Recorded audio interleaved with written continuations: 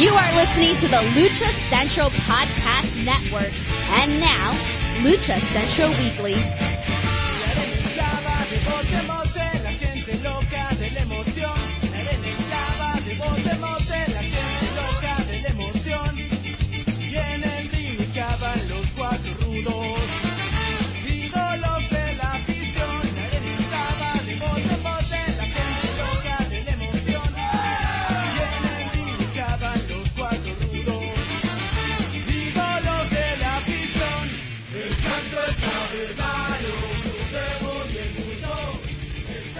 Hello and welcome to another edition of the Lucha Central Weekly Podcast. This is the podcast that lets you know all the latest happening in the world of Lucha Libre. We cover news and events happening in Lucha Libre, talking Mexico-based promotions and top independents, along with luchador-related news from the United States. The Lucha Central Weekly Podcast is part of the Lucha Central Podcast Network on luchacentral.com. This podcast and others from the network are also available on all major podcast streaming platforms like iTunes, Spotify, Google Play, iHeartRadio, Podbase Speaker, and more. My name is Miranda Morales, and I am one of the co-hosts of the Lucha Central Weekly Podcast. And let me bring in the rest of the team. Introducing first, he is the dashing one, Mr. Dusty Murphy. Dusty, how are you? I'm doing fantastic. How are you doing, Miranda? I am doing wonderful. It is so great to be with you guys again. And yes, I said you guys because we got the third member of this team, and that's who? Who? It is the one and only Brendan Barr. Hey, this is great. I'm so excited we are doing this. Let's do it up. Yeah, it's good to be back. It's good to be back. Yes, we've had a whole array of things happen. It's been a minute. We're just excited to be back with all of you to talk really Lucha Libre. And this week's episode, well, it's going to be a special one because it is all about TripleMania 30, Mexico City, the final leg of this TripleMania year that we've had. We are going to be going in depth with in the card. We're going to be going over all of the updates and changes and things happening with TripleMania 30 Mexico City. It's been too long, so we may be a little rusty, but it's just like riding a bike.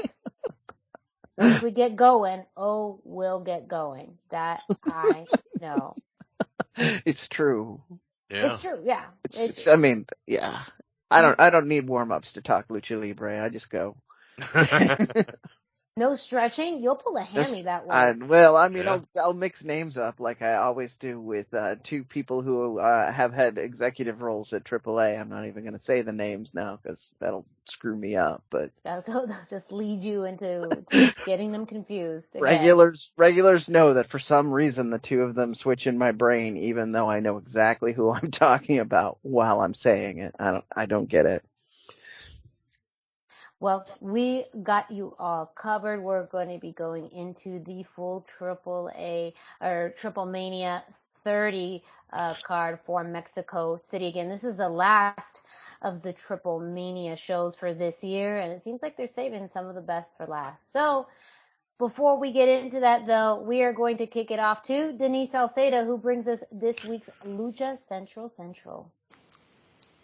Why should you visit thechairshot.com? Thechairshot.com is your home for hard-hitting reviews, news, opinion, and analysis with attitude. Why? Because you're smarter than the average fan. Thechairshot.com. Always use your head. Hey everyone, it's Denise Salcedo here in Lucha Central with a reminder of where and when to catch all of the great network content this week. Get the full lineup and listen to all of our shows in the podcast network section of luchacentral.com.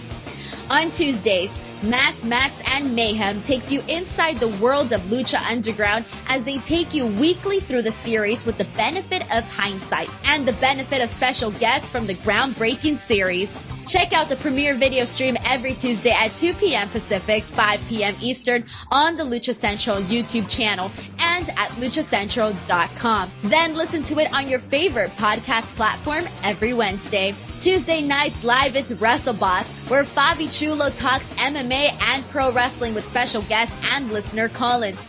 Visit WrestleBossLive.com Tuesday nights at 7 p.m. Pacific to listen live or call in with questions or download the show on podcast platforms on Wednesdays.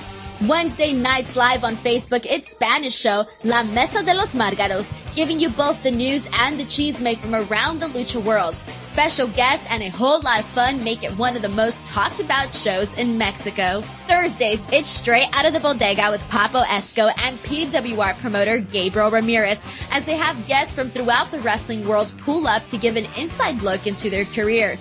From indie standouts to television superstars, each week brings a new name and perspective. On Friday, it's your double dose of Lucha Central Weekly podcast, one in English y el otro en español. Lucha Central Weekly is where you'll find all the top stories of the week, both inside and out of the ring from Mexico and anywhere luchadores are in action across the globe. Be sure to subscribe and follow all your favorite Lucha Central Network series on your favorite podcast platforms, either by their own series name or subscribe to the Lucha Central Podcast Network show pages to get all of the shows in one easy feed. And please consider giving a rating to help more fans find the shows that you love. For now, this is Denise Salcedo signing off from Lucha Central Central. Have a great week.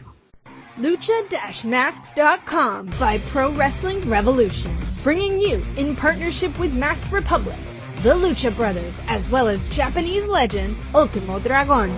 Go to lucha-masks.com and fight Lucha Strong with masks from your favorite Lucha legends and Pro Wrestling Revolution luchadores.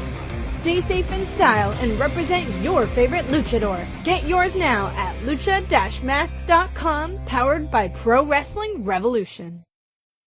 All right, we are back. I teased it long enough. This week we are covering TripleMania 30 Mexico City, scheduled for October 15th, live on Fight TV. Dusty's going to be our guide through this journey. He's going to go through the card with us, and we'll just probably talk over him. So apologies, Dusty. Again, I'm going to blame it on being rusty, not rude. But it could be a little bit of both. Rusty Not. That should be on a t-shirt somewhere. Rusty Not. Yeah. Rusty Not Rudo. Oh, I like it. Yes. Trademark it. I'm trademarking it. I'm texting Kevin and Ruben right now to trademark it. Yeah. Well, there's the guys to talk to. Yeah. If you want a t-shirt, those are the guys. Yeah, we had TripleMania Chapter 3 announced. The card finally came out. There was a press conference. A lot of us were waiting. We kind of knew where things were going, but there was a few things up in the air.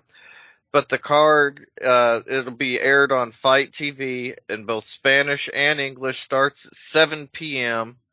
And there's some notable exceptions on the card. We'll kind of touch on those, I guess, like in the relevant matches. But the first match for the night will be another Marvel Lucha Libre match.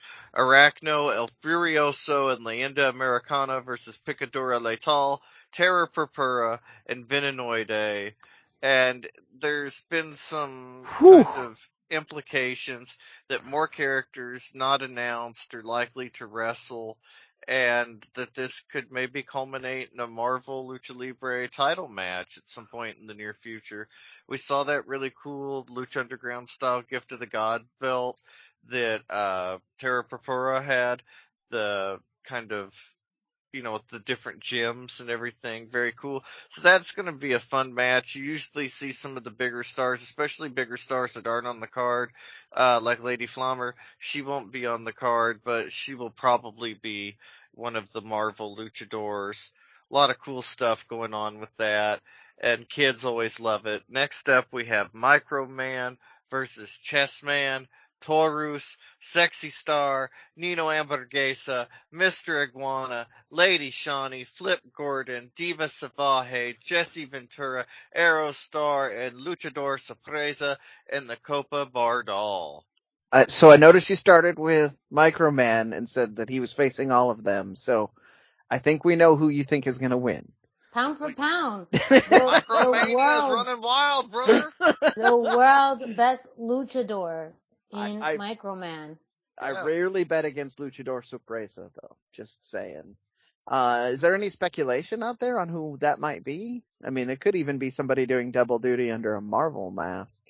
Yeah, I haven't heard anything yet on the Luchador Sorpresa. We saw Juventud, of all people, really kind of trying to get that TripleMania spot. We'll touch on that later on the card, but I think it could be somebody like Juventud in a surprise appearance. That would be interesting. I would love that, especially being the veteran, the legend, to make a surprise appearance, because this is such a not a hodgepodge in the best way, but such a blend of people in this match that, I mean, you gotta have the vet status in there.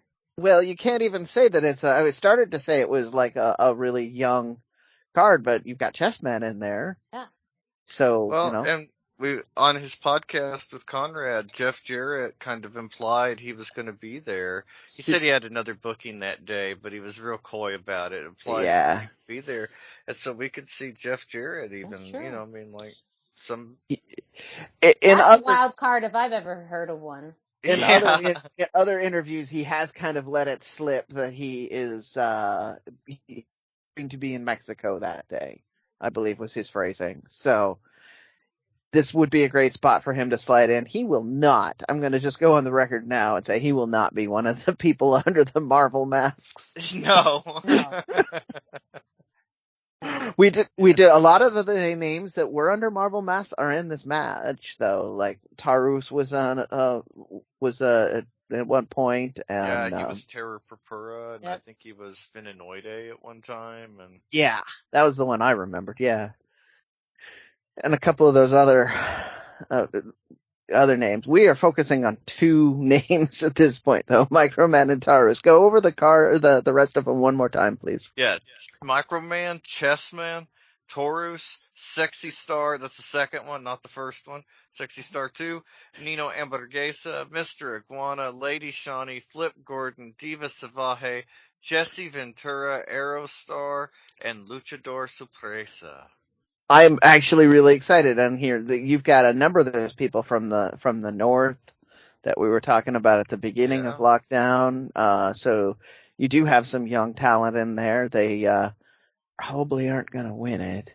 But so at the last TripleMania, the Tijuana show, Nino Hamburguesa won the 13-man Copa match.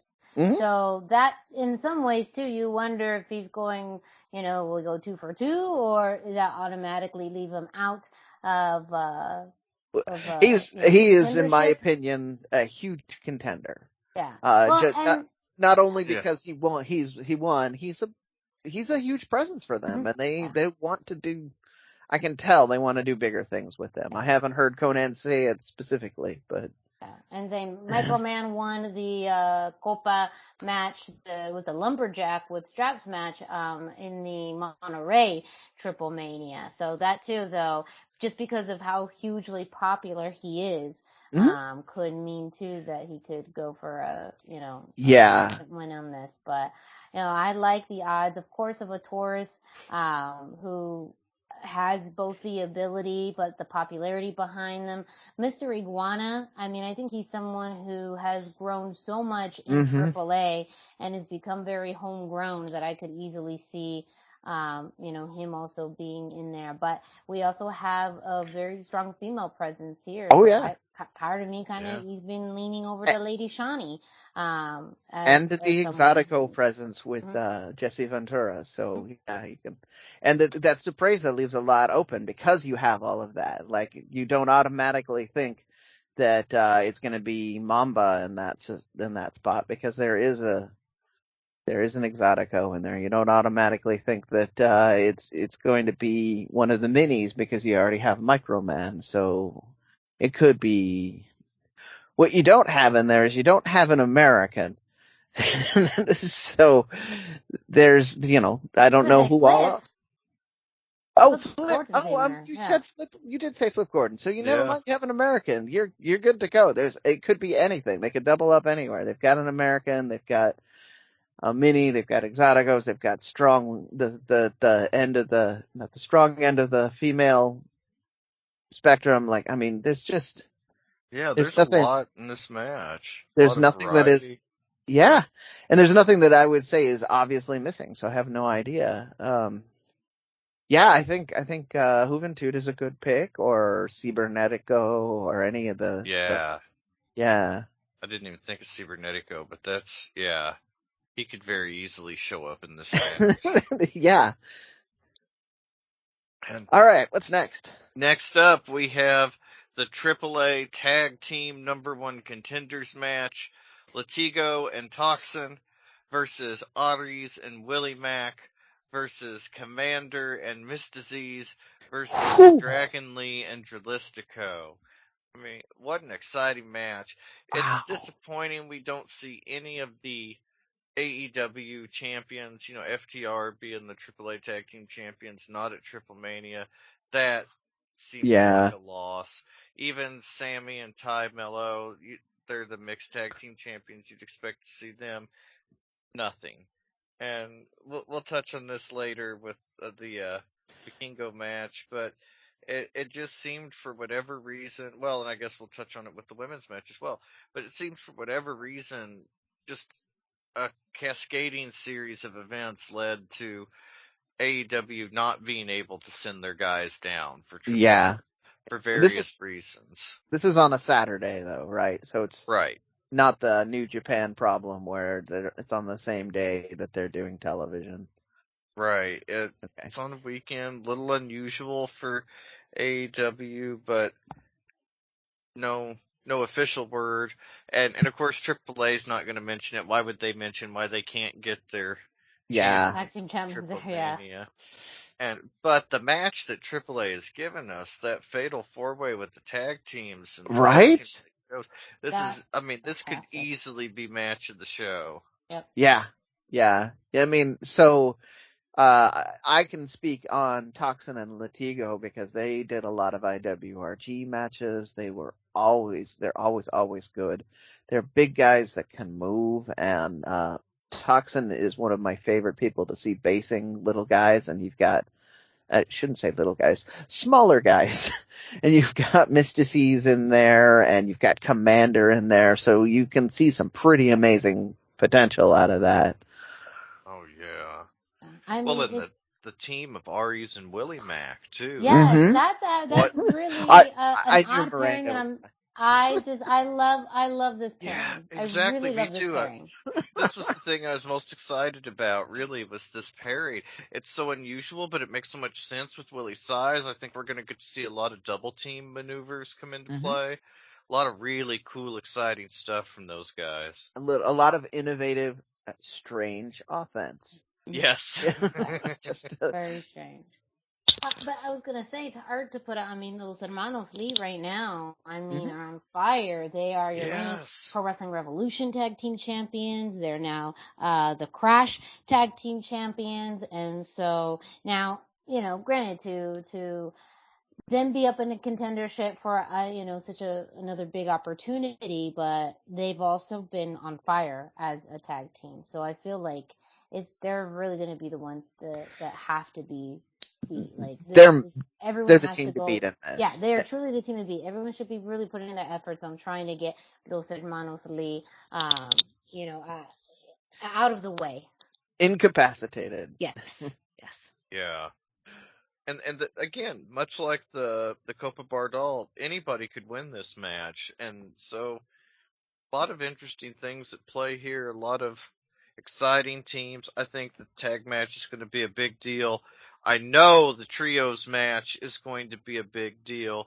Cuatrero, Forastero, and Sanson versus Bandito, Laredo Kid, and Psycho Clown versus Brian Cage, Johnny Caballero, and Sam Adonis for the AAA Trios Championship. Ooh. So good. Oh, like a team of Bandito, Laredo Kid, and Psycho Clown.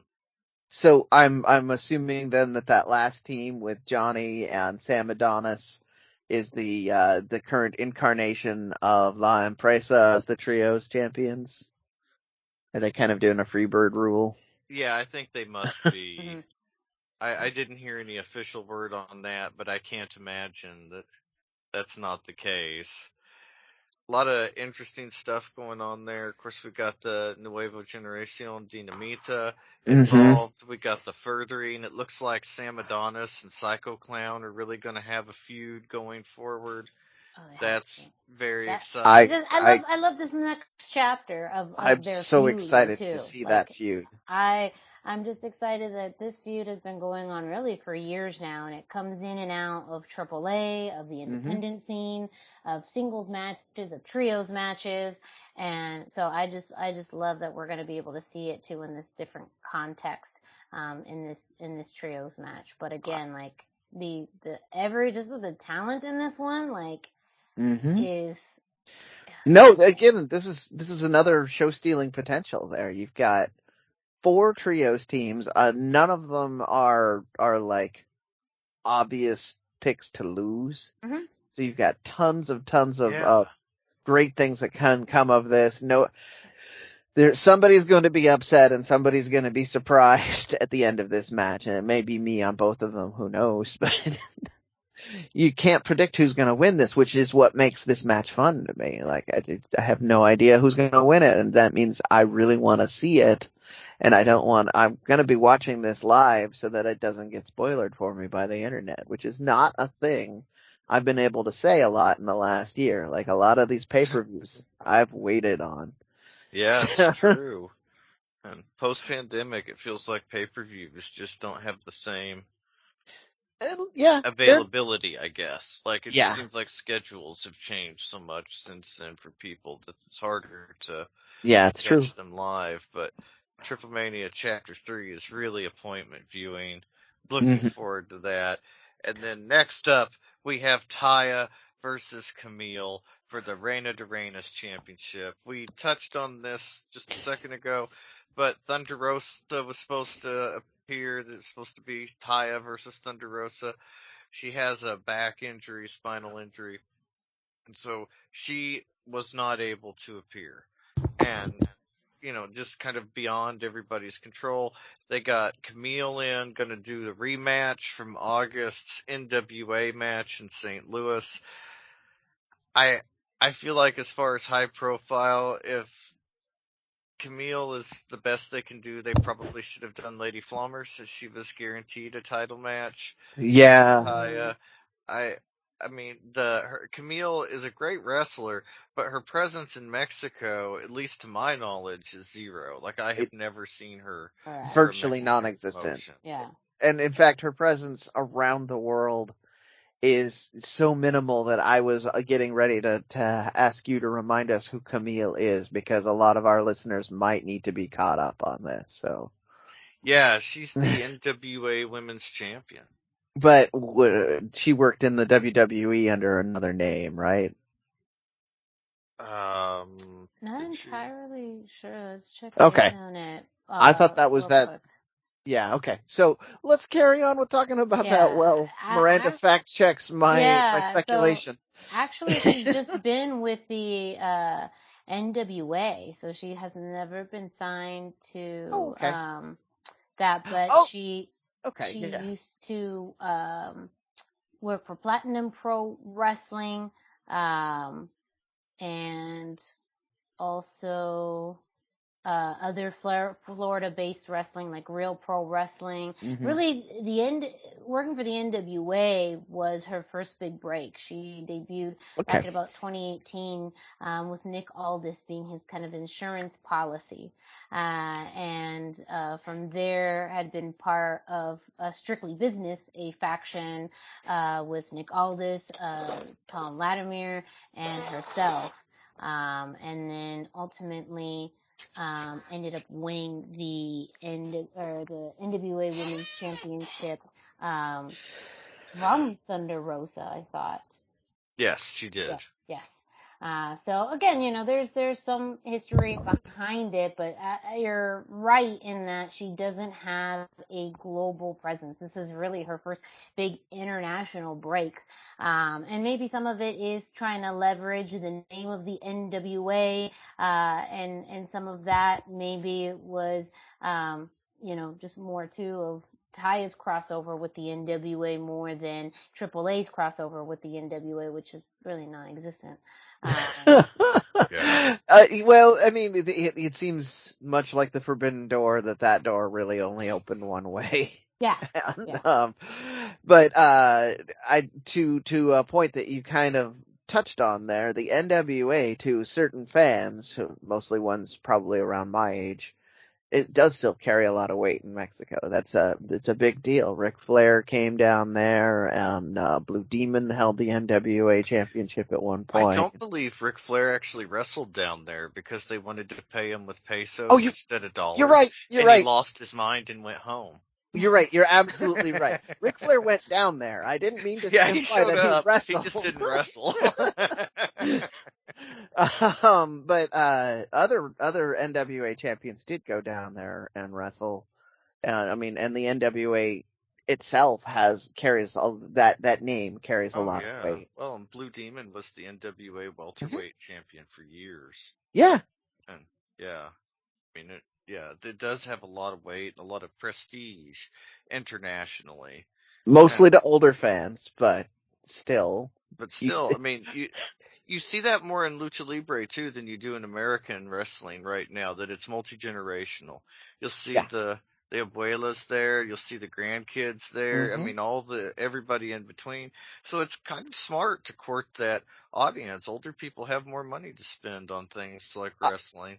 I don't disagree with this at all. I just, to all the young kids that are out there, I just don't feel like you're being left out because you don't know what the NWA is about. It's you had to be there. It's a very different thing in your generation than it was when a lot of other people. It was the big promotion before that Vince guy decided to make everything wrestling global. So yeah.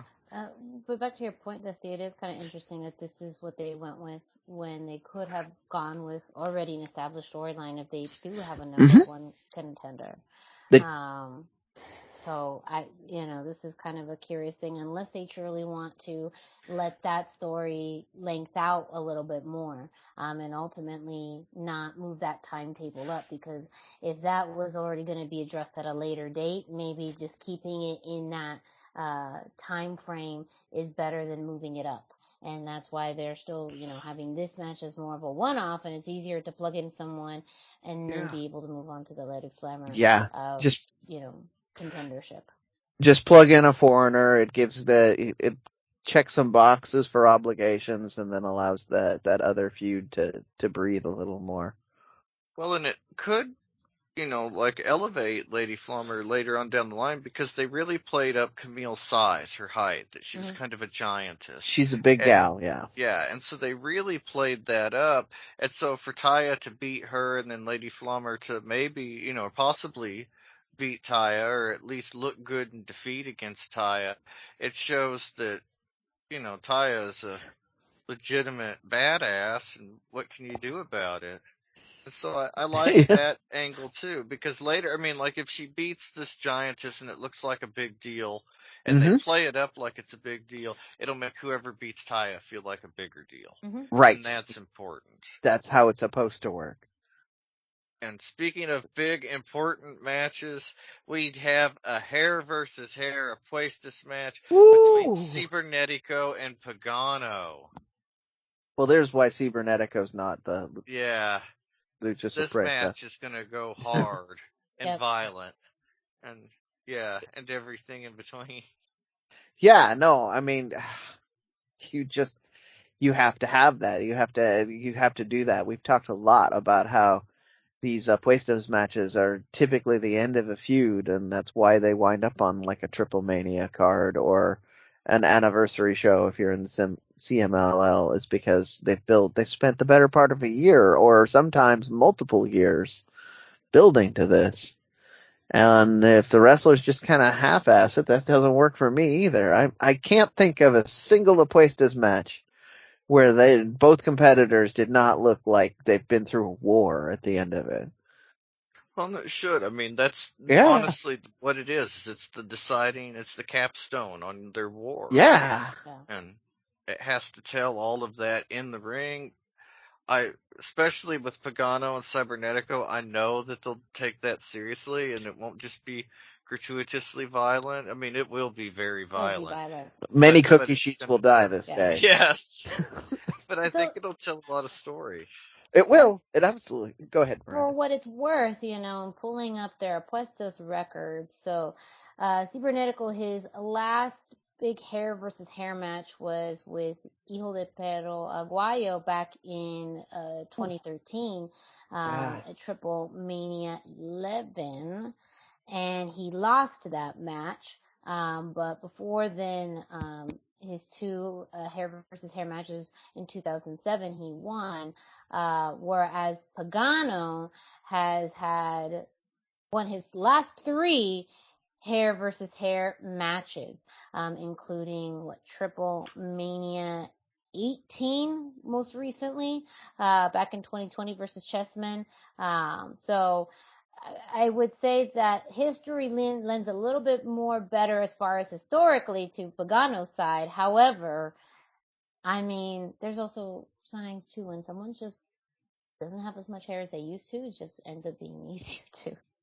Yeah. Right. To like shave sometimes it. you know when a mask is going to be lost because you're like, well, I know that that's a young, handsome man under there. Yeah. Probably. If I'm looking at the 2 heads of hair right now, part of me is leaning towards Cybernetico winning. Yeah.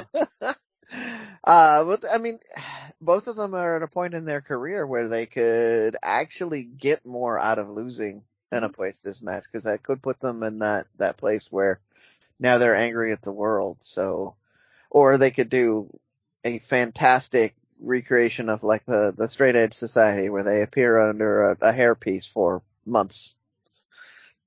Well, now that makes me think Cybernetico's going to lose because he's great in a hairpiece.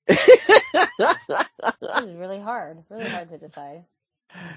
No, this is again what this TripleMania is destination television. Like nothing seems preordained here. Like sometimes I can look at a card and I can just go, well, that's probably going to win. That's probably going to win. I can't do that with most of. So far, nothing Dusty has read off has said to me who the obvious winner is going to be. There's some heavy favorites, but we could be swerved on any of them, and I wouldn't be shocked. So yeah, I don't know. Yeah. What else do we have, Dusty? Well, next up we have what may be the match of the year: Phoenix versus Io Del Vikingo. Jesus. Oh, I'm so excited. This is just going to be a fantastic match. I think this was the best choice they had. Juventud really campaigned for it.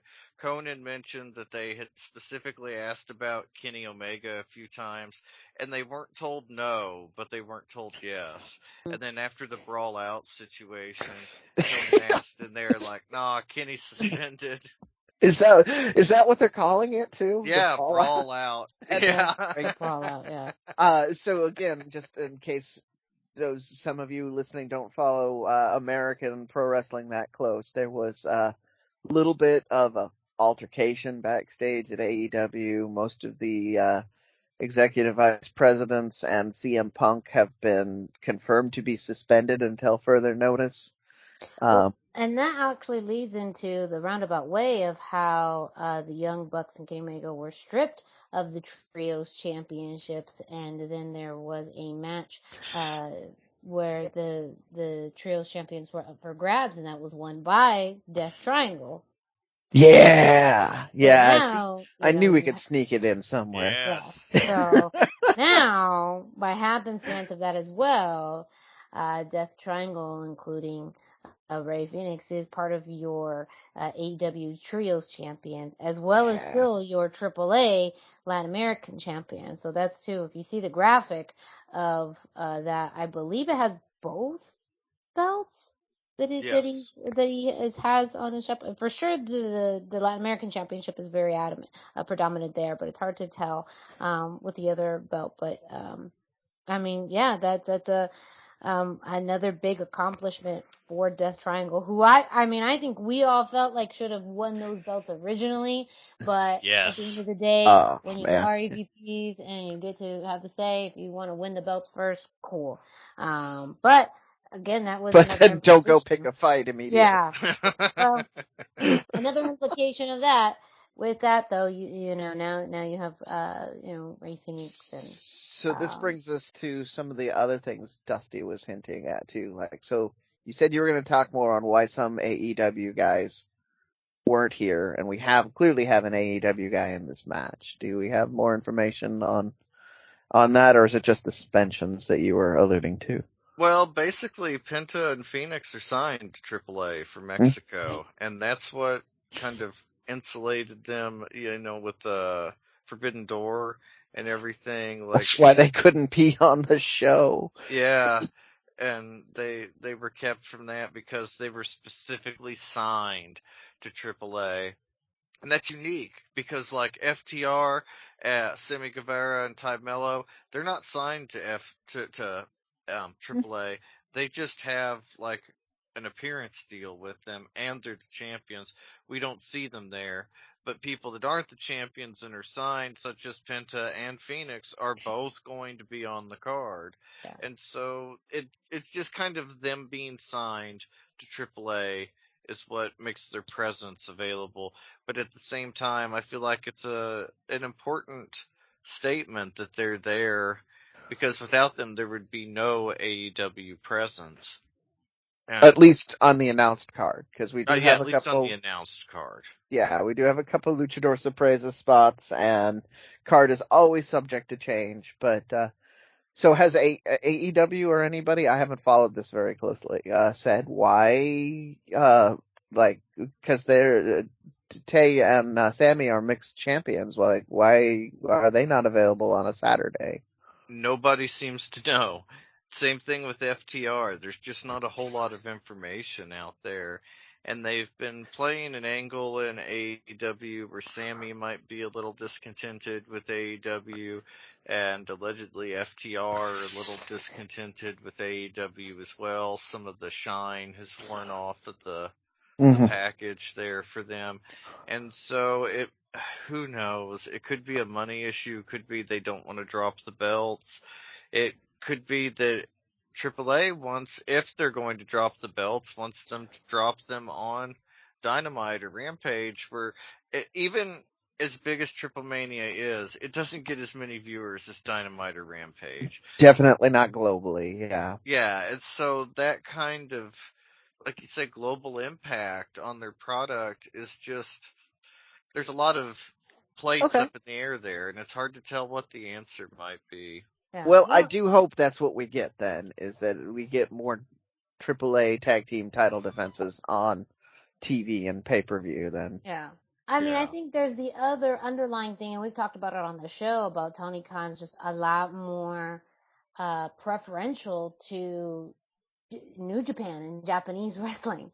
And Lucha Libre has been kind of in this, second class role. I mean, there's some argument, maybe not, because we started to see, so Bandito was just on, AEW television. So the argument there, though, is Bandito was on because Chris Jericho is feuding with ROH, and Bandito. Yeah. Exactly. Yeah. There's, and that made a lot of sense story-wise as well. So, but also Bandito is not one match in AEW, so there's a lot to that as well, that if you kind of want to be on that more pessimistic side, that, there's that too, where he's a lot more open and lenient towards New Japan bookings and offering and dates than he has been with AAA.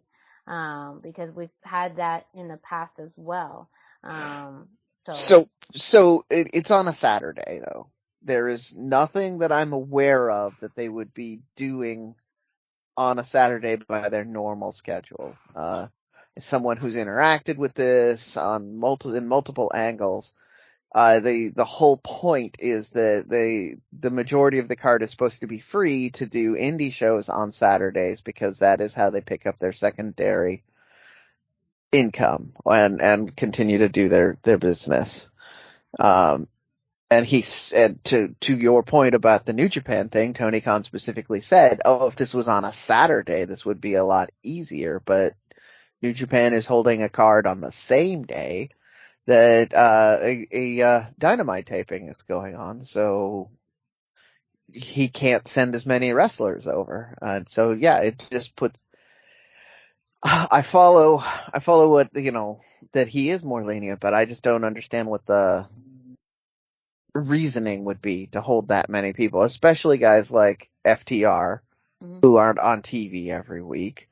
Or, and I'm going to throw this out there, Roosh is now a full-timer according to Lucha Blog, but he's not listed anywhere on this card, and even though his brothers are, so I don't know what's going on here. Yeah. A lot of interesting stuff at play, and we've kind of touched on Penta. We'll get to his match now. Pentagon Jr., as he's being listed in this match, Pentel 0M versus Viano 4, and the main event, Mask versus Mask, awaits this match. They have been building to this all summer. They've got airline planes that are wrapped in Penta and Viano 4, like mask wrap for the plane. Just such cool stuff going on. Big stuff going on for them. And still, at this point, I don't know who's going to win. I mean, you assume Penta's going to win, but... Not necessarily, because we know... not necessarily. we know Penta losing would have a huge impact, and the fans would react. What we don't know is Tony Khan willing to allow that to happen in Mexico? Right, that's the biggest. That's true. You would think that, again, we were just talking about it, that if there was a big event like that happening, he would want that to happen on, television. Now, granted, it would still be a bigger deal in the United States by pure amount of viewerships, but the implication in history is a much bigger deal in Mexico. Yeah. And so maybe that supersedes viewership, because that too, I think we all know enough, and I believe AAA would know too, that if that were to happen on AEW television, it would happen one week and be forgotten the next. Yeah, and absolutely. that's not how you want something of this magnitude to be treated. Right. Yeah, and that may be what exactly is going on in the negotiations. Like, no, dude, we absolutely have to have this on TripleMania, and we're gonna have this happen. And we're gonna, if you want to show a still image or a tiny clip of it and explain why he's not wearing a mask anymore to your fans, that's great. We'll love the publicity. But it also makes me feel too. So, I mean, especially the Lucha Bros together right now are a brand. Mm-hmm. They have a huge amount of branding as the Lucha Bros, and part of that is their masks. And so, to me, it's also hard to believe that, Penta would lose his mask, because that is truly part of his identity and branding, which includes money, which includes so much tied to it, that it would be hard for me to believe that he'll take off that mask. So I said the exact same thing about Dr. Wagner Jr. He managed to pivot and change his branding so well, and he still wears the mask to the ringside. He still wears the mask a lot, and even so he can that just enables him to sell masks in addition to all the rest of the merch he's got. And trust me, you've been to shows with him, right? He's got his own table most of the time. Yeah. He's not hurting for merch ideas. But, and that's my main argument. I won't refer to just him. You can go all the way to CMLL and Blue Panther, who has an iconic mask that you see, it's in the pantheon. It's way up there. It's one of the more recognizable masks, but he lost that he lost that midway through his career and has never really been hurting for it. So there's some arguments that, if your brand is big enough and you are big enough, and I fully believe Penta is at that phase in his career where he's so huge he doesn't need the mask. It would be stunning and startling, and everybody would be tuning in to see what he's going to do next. That's where my argument is for him, and that's been my argument for him losing since we announced this whole Ruleta de la Muerte. He's my outside pick, and I've been feeling like that's where we're going.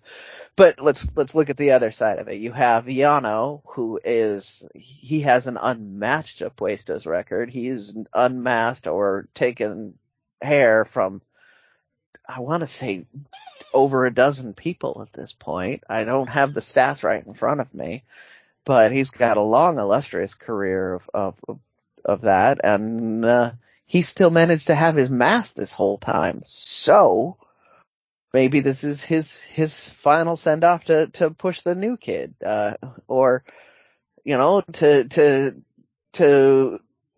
put the legacy squarely in of the mask squarely in the hands of Yano 3 Jr. So there's there's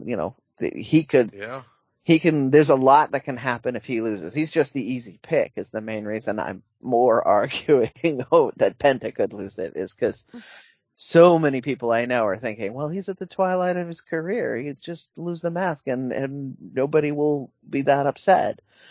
But he will. He's been crying at every press conference. True. He's a guy who cries. Yeah, it means a lot to him. There's a lot of passion in there about that mask.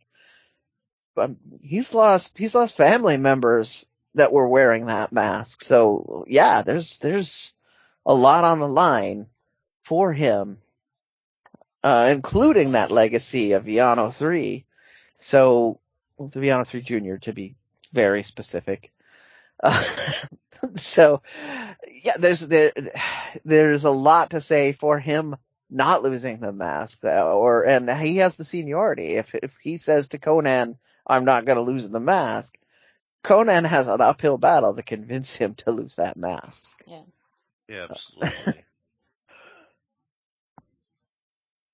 Yeah, I mean, it could go any way. It's very interesting. This is one of I've heard people say, oh, it's just a regular TripleMania card. But genuinely, when you take it and look at it individually the way we have, this is one of the stronger TripleManias they've had. Yeah, quite some time. And that's even to say, we talked about some of the other, championships. So the Trios Championship isn't, the mixed tag isn't being defended. Phoenix is both the cruiserweight and Latin American champion.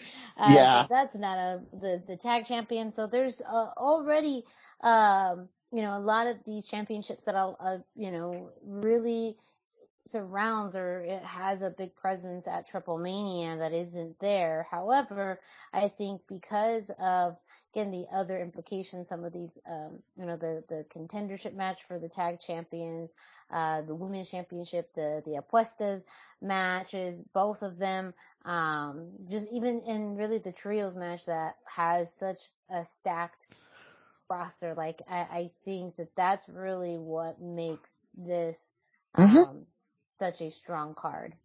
Right. I mean, so we could make the same argument with an AEW pay-per-view, right? We could just say, oh, look, it's a standard AEW pay-per-view, but they always manage to put together something that is going to be significant. And, even though I'm not necessarily worried about spoilers, as I said, but they always put together a card that does feel like on paper it's elevated in some way. They've built to something, or you get a match that you would never see anywhere else, or something of that nature. And that's the same thing AAA is doing here. They're putting a lot of matches together that you will never ever see some of these people in the same place at the same time again. And you will, and you've got a lot of these title matches that are going to build to something big past this.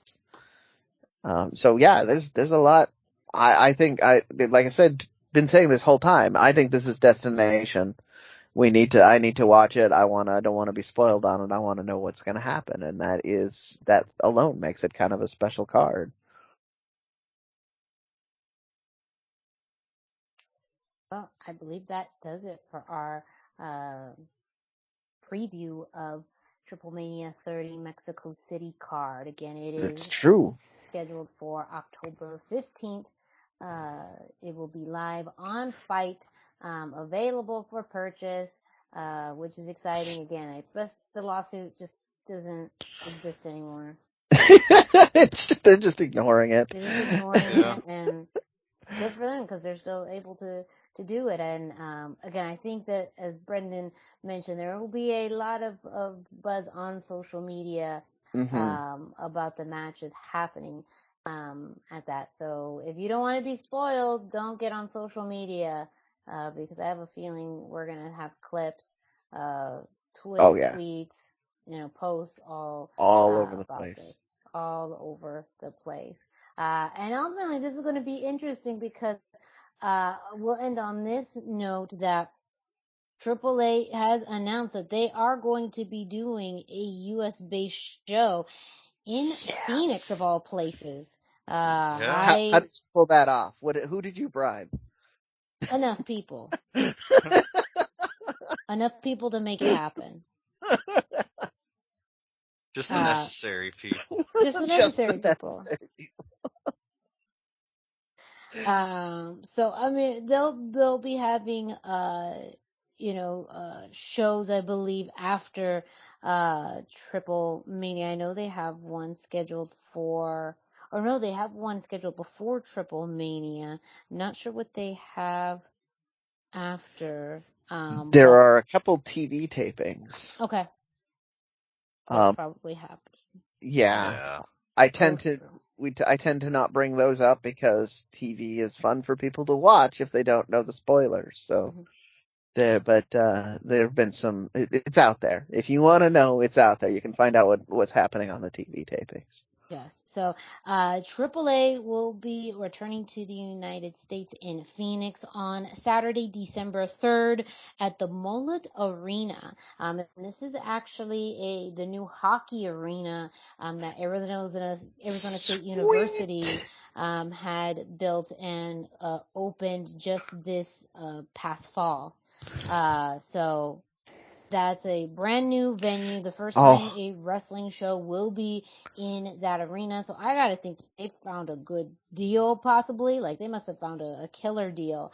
But also I could see the venue in particular wanting to bring in other types of events to show the versatility of it, to be able to bring in more, events to happen during the off season. I believe eventually the goal is to get the, Arizona Coyotes there, the National Hockey League team, out of Glendale to Tempe. But again, that's still a very seasonal event. So to be able to have a venue that you could use, and this is in Tempe, this is towards the heart of Phoenix, a very centrally located place that, it could have some very good, very, very good, presence and attendance. But also Phoenix in general is not necessarily known for being a very big wrestling city. It is, you have your standard shows, your SmackDowns, Raws that come through, the occasional pay-per-view every so often, but it's not known as a wrestling city like in lots of places in Texas, in California, of course in the East Coast. So it is kind of an interesting spot. But again, as a Southwest state, it's, a very big Lucha Libre fan population. That may not be your traditional wrestling fan, and ease of flights into Phoenix. It's one of those airports too where you can get a lot of ease into flying in and out of. Yeah, that's a very popular airport. Was already looking at flights.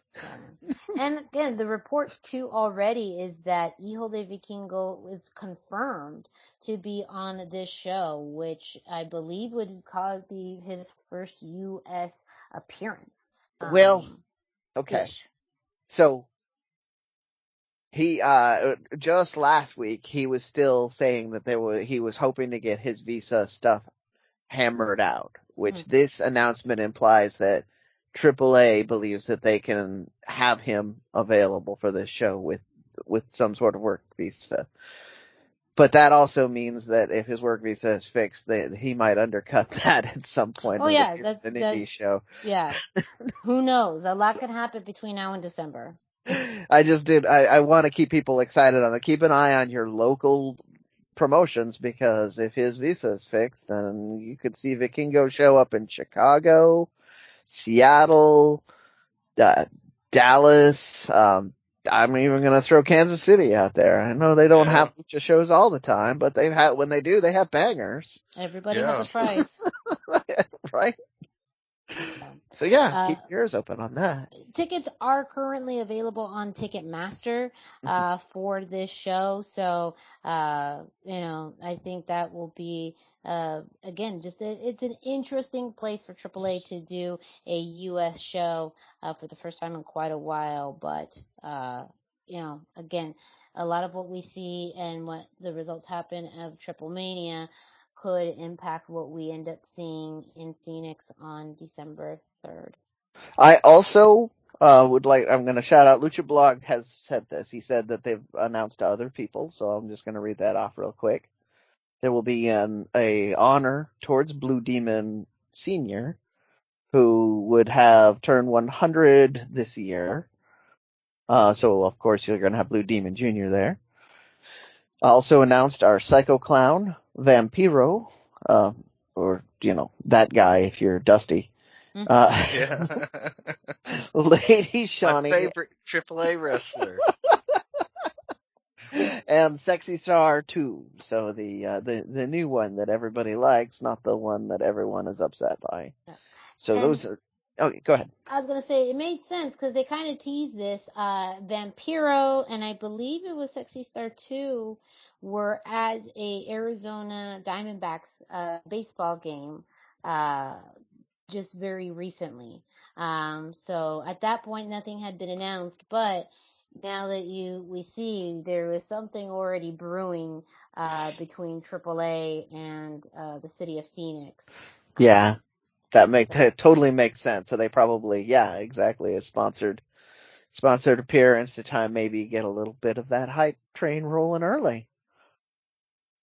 Oh man. So I'm excited for this. Earlier we were talking about feuds carrying forward. I want to see Psycho Clown and Sam Adonis just tearing up that beautiful new hockey stadium.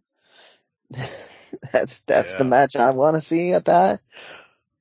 But there's so many great things, and it's authentic Lucha Libre in America, which there are some places that are blessed to have it, but not everybody does. So this is your opportunity to see it on a big scale. I would guess they're probably going to do a TV taping out of this, but don't want to announce that yet. Well, that covers it for this week's episode of the Lucha Central Weekly podcast. We hope you got your fill of AAA news. We will be watching very intently and closely on any developments for TripleMania, as well as any other big announcements from AAA, whether that be more talent and match announcements for the December 3rd show in Phoenix. Maybe this is the start of them announcing more U.S. dates, which sounds like that could be a very lucrative thing in 2023.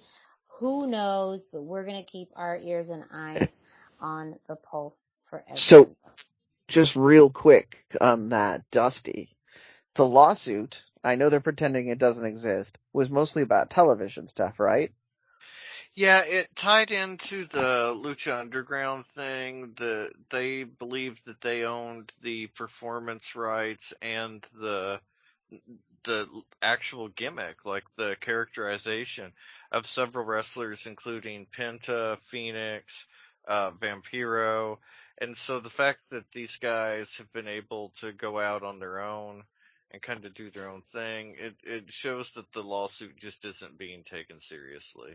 Right. No, but so it could, realistically, it could include these live performances, is what I'm hearing. But technically, yes, yeah. but as long as they're not advertised, or like televised rather, I don't think that there's really anything that the lawsuit could do.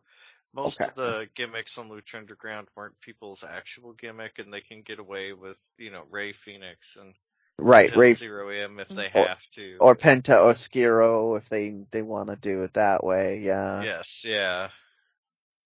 And so there's a workaround if it comes up, but I think that that's largely over. Yeah, okay. Sorry, I didn't mean to interrupt your flow, Miranda, but I did want to. No. It was good to get on that topic, because that too can have larger implications about where they're at in the future, or how we see AAA in the future. All right, I'm good. Yes. Take us home. Yes. Well, thank you all so much for listening to this week's edition of the Lucha Central Weekly podcast. Of course, don't forget to check out luchacentral.com, your centralized place for all things Lucha Libre. You can follow Lucha Central on social media at Lucha Central on Facebook and Instagram, and at Lucha Central.com on Twitter.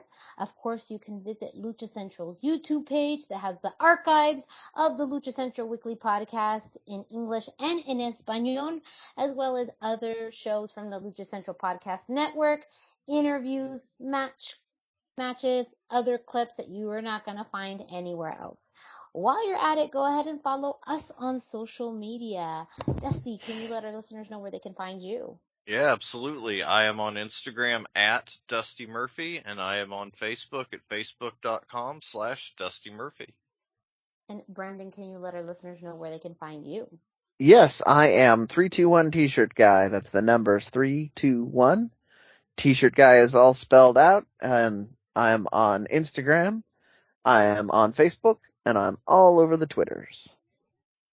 And me, Miranda Morales. You can find me at the hashtag Miranda, hashtag spelled out, on Instagram and Facebook. Of course, make sure to reach out to us if you have any thoughts about the show, any stories you think we should cover, any thoughts, opinions about anything that we've talked about. Please reach out to us. We love to get your thoughts on our thoughts of the thoughts of It's a lot of thinking. It's a lot of thinking. Which I don't want to do right now. I think we've already allotted all of our thinking for today. But yes, please make sure to follow us on social media. Also, if you're listening to us on your favorite podcast streaming platform like Spotify, Google Play, iTunes, and more, don't forget to subscribe, rate, and review. Subscribe so that way you get a notification each and every time a new episode drops, as well as leaving us a 5-star rating and a review. All of that would be appreciated. And make sure, if you are an independent wrestler, promotion, fan, reach out to us. We will absolutely be talking about Indie Roundup in future episodes. So yes, make sure to reach out to us, tag us on stuff. We would love to know what's happening all over the U.S. with Lucha Libre. Yeah, we have not lost that focus. Thank you very much for all the support on the indies so far. Well, for Dusty Murphy and Brendan Barr, I'm Miranda Morales. Thank you all so much for listening, and we will be with you next time.